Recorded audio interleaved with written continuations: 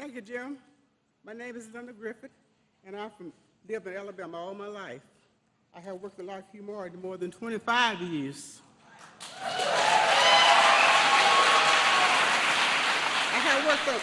have worked on several programs, including Javelin, where I have touched every single one of the 50,000 Javelin missiles that had been built in Troy.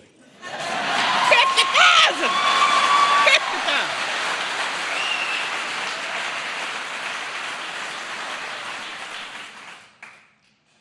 I consider my teammates family, and I can say that the entire Lockheed Martin team is honored by this special guest today. It is a great honor to introduce to you the President of the United States.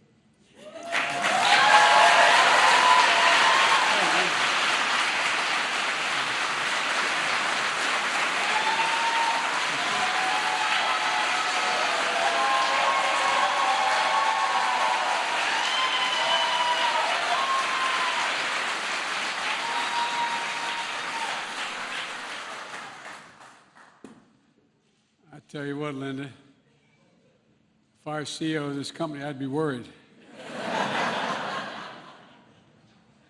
Well, good afternoon, everybody, and thank you, Jim, for the invitation to be here today, and Linda for the warm welcome today.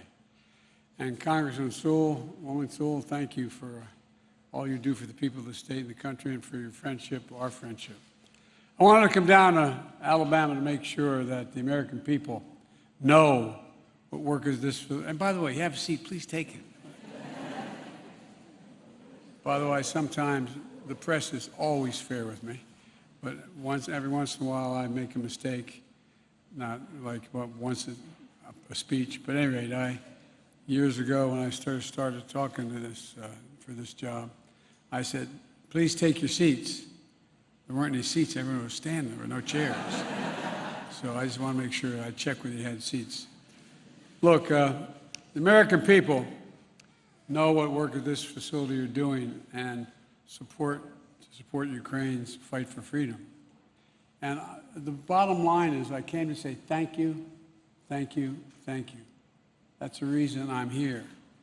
I've been in those battlefields where these missiles are fired, and I spent a lot of time going in and out of Iraq and Afghanistan, maybe a total of 40 times, and I tell you what, I've been in Ukraine a lot prior to the war and on the border since the war, and it's amazing what you've done. We see on the news every single day the atrocities and the war crimes that are being committed by Russian forces in Ukraine, directed by Vladimir Putin, and it really is gut-wrenching.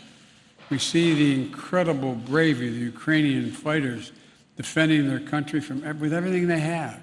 And by the way, it's not just their warriors. It's not just their military. It's people in the street. People in the street staying behind. A lot have gotten out, 5 million, but a lot are staying, including women as well as men, staying to fight for their country. And we know that the United States is leading our allies and partners around the world to make sure the courageous Ukrainians who are fighting for the future of their nation have the weapons and the capacity and ammunition and equipment to defend themselves against Putin's brutal war. A lot of war crimes being committed. But what we don't see, we don't always see, is the work that makes so much of this possible. And that's you. It's not hyperbole, it's you. You make it possible. You make it possible for them to have a shot. You know, during World War II, the United States was known as the arsenal of democracy. There was Rosie the Riveter, who I actually got to meet, quite frankly, before she passed away, and a lot of people who, in fact, kept it going. I was a slight digression. I went over for the 50th anniversary of the end of World War II, and I was in Normandy, and I went up afterwards with to the cemetery, and I was walking by myself, and it's incredible. It's immaculate. It's perfectly manicured, and the headstones are all the same. I looked down one row, and I saw 3 names, same names, father and two sons who had died in the landing. And I was bent down, and I was reading the dates of their births. And all of a sudden, I heard behind me a tinge, "Hup!" And I turned around, and there was a gentleman who had to be in his early 80s in a wheelchair, being wheeled by his son, who was a big guy, looked like Hoss Cartwright, and his wife, and one other, and a daughter.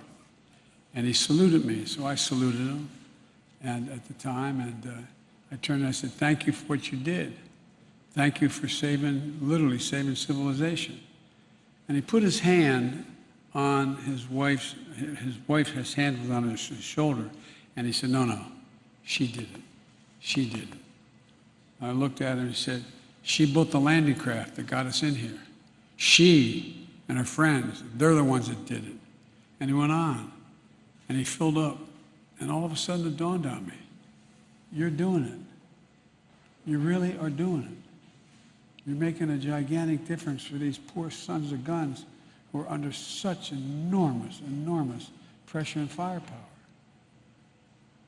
Those javelins I saw, there's 10 for every tank that there is in Ukraine right now. You're changing people's lives. We built the weapons. No, you really did.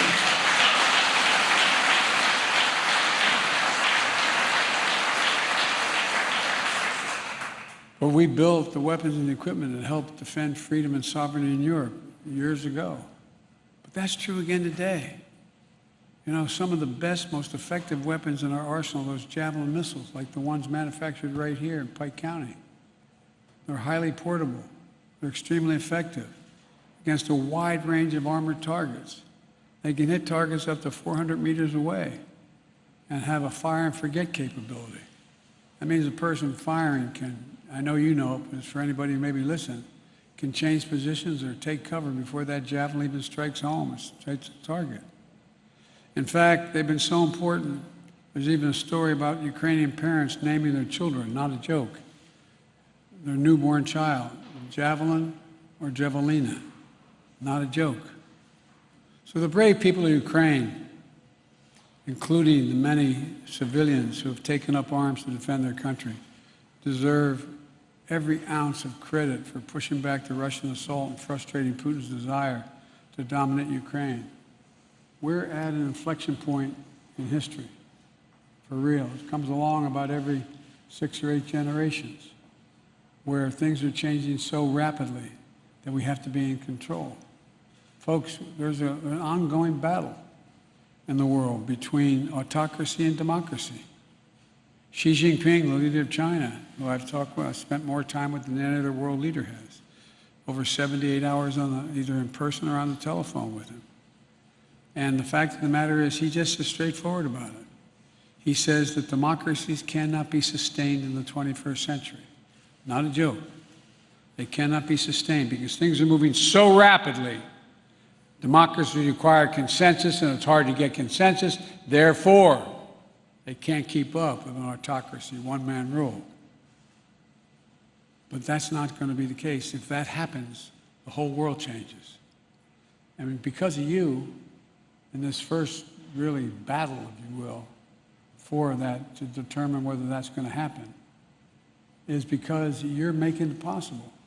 You're making it possible for the Ukrainian people to defend themselves without us having to risk getting in a third world war by sending in American soldiers fighting Russian soldiers. My dad used to have an expression. He said, the only war worse than one that's intended is one that's unintended. You're allowing the Ukrainians to defend themselves. And quite frankly, they're making fools of the Russian military in many instances. A big part of the reason they've been able to keep up fighting and to make this war a strategic failure for Russia is because the United States, together, our allies and partners, have had their back. The United States alone has committed more than 5,500 javelins to Ukraine. You're changing the nation. You really are. Add to that significant supplies from our allies and partners, as well as many thousands of other anti-tank and anti-air weapons, helicopters, armored vehicles, artillery, coastal defense systems. Before Russia attacked, we made sure Russia had javelins and other weapons to strengthen the defenses so Ukraine was ready for whatever happened.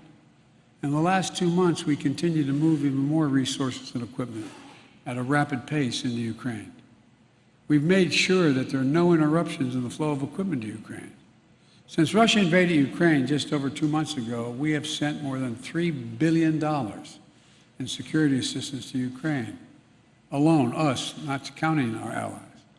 And that money is a direct investment in defending freedom and democracy itself. Because if you don't stand up to dictators, history has shown us they keep coming. They keep coming. Their appetite for power continues to grow. And every worker in this facility and every American taxpayer is directly contributing to the case for freedom. And that's something we can all be incredibly proud of, in my view. Last week, I sent Congress, if you excuse the point of personal privilege, talking like an old senator, but sent a supplemental budget, a fancy way of saying we need more money, to make sure the United States can continue to send weapons directly to the front lines of freedom in Ukraine, and to continue to provide economic and humanitarian assistance to help the Ukrainian people. And I urge the Congress to pass this funding quickly to help Ukraine continue to succeed against Russian aggression, just as they did when they won the Battle of Kyiv. And to make sure the United States and our allies can replenish our own stocks of weapons to replace what we've sent to Ukraine. As I said from the beginning, this fight is not going to be cheap. But caving to aggression would even be more costly. We either back the Ukrainian people as they defend their country, or we stand by as Russia continues its atrocities and aggression. I know what the answer is, and I think you all do too. I'll bet I know what the answer to this plan is. There's something else here to be understood.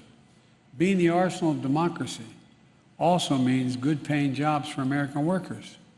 In Alabama and the states all across America where defense equipment is manufactured and assembled, 265 people here at this plant are directly employed working on the Javelin program. All told, Lockheed Martin has brought nearly 3,000 jobs to Alabama. The armed forces of the United States of America is going to continue to be the best armed, most capable fighting force in the history of the world. In order to do that, we have to make sure our vital defense supplies are getting the inputs and supplies they need to produce and protect and provide the full capacity. I learned on the tour today that each of the Javelins you produce includes more than 200 semiconductors. I've been a broken record, as the press will tell you, on our need to be able to produce more semiconductors in the United States. We invented the sucker, going to the moon. We, the United States, we're the one that modernized it. We've done more than anybody else. But guess what? We stopped investing in ourselves. We stopped investing in ourselves. And so now we're back in the game, making sure that we become the primary producer of those semiconductors. Computer chips that power much of our modern lives. On our phones, our cars, almost anything that has an on-off switch. And the semiconductor is critical to defense production capacity, as you all know better than I do. That's why we're making it as hard as we can for Russia to get hold of these semiconductors and advanced technologies that it could use to upgrade its military during this conflict. And why we're taking steps to make it easier to source what we need here in the United States during the global semiconductor shortage. And there's just one more reason why Congress has to act quickly to provide the emergency funding of the so-called CHIPS Act by passing a broader bipartisan innovation act so we can produce tens of millions of these chips. There's something we have to focus on, and it's something I've focused on from my earliest days of our administration. I'm determined to make sure the United States holds its technological high ground in competition with other nations, especially China, as we move forward. Folks, we used to invest as a nation years ago, 35 years ago. We invested 2% of our entire GDP in research and development. We do half of that now. We do half of that. We used to be number 1 in the world. Now we're number 13 in the world. My administration, we're changing that. The United States used to own the innovation field. In fact, it was the Department of Research program that established DARPA for the first development of an anti-tank missile with advanced infrared guidance systems that culminate in today's Javelin. The Bipartisan Innovation Act is going to help reverse decades-long decline in federal research and development investment. And it should create and support entire families and expand U.S. manufacturing and strengthen our national security. Where in God's name is it written that the United States can no longer be a leading manufacturer in the world? We've created just in the last 17 months 465,000 permanent manufacturing jobs in America. We have the best workers, the most competent employees, the best science in the world. And by funding the CHIPS Act, we're going to ensure that semiconductors, the power of the economy, and our national security are made here in America again. Today, all of the world's most advanced chips are made overseas. But the events of the past few years have proven beyond a doubt that America's security should never be held hostage to events overseas. Not a pandemic, not a war, not the politics of ambition or other countries. Fundamentally, this is a national security issue. This is one of the reasons why the Chinese Communist Party is lobbying folks to oppose this bill. And it's an issue that unites Democrats and Republicans. So let's get it done. Let's get it done. In her introduction, Linda said she personally touched every single solitary Javelin, 50,000 that had been manufactured in this plant 20 years ago. I was worried to shake your hand. I thought you might be electrocuted. But that's where they start, right here, with American skill, American craftsmanship, American patriotism. And just a few days ago, the Wall Street Journal quoted a young Hungarian fighter saying, and I quote, "Without the javelins, it would have been very hard to stop the enemy pushing ahead," end of quote. So these weapons touched by the hands, your hands, are in the hands of Ukrainian heroes, making a significant difference. That's something each and every day you could and should be proud of. And I'm once more urging Congress to quickly pass this supplemental funding bill, over $300 billion, to help the Ukrainians so they can keep all of you very, very busy for a while here. So again, let me end where I began. I came for a basic reason, from the bottom of my heart, to say thank you. Thank you, thank you, thank you what you do. Thank you what you continue to do. Unless you go out in the field and see it, you don't realize what a difference you're making. May God bless you all, and may God protect our troops. Thank you so much.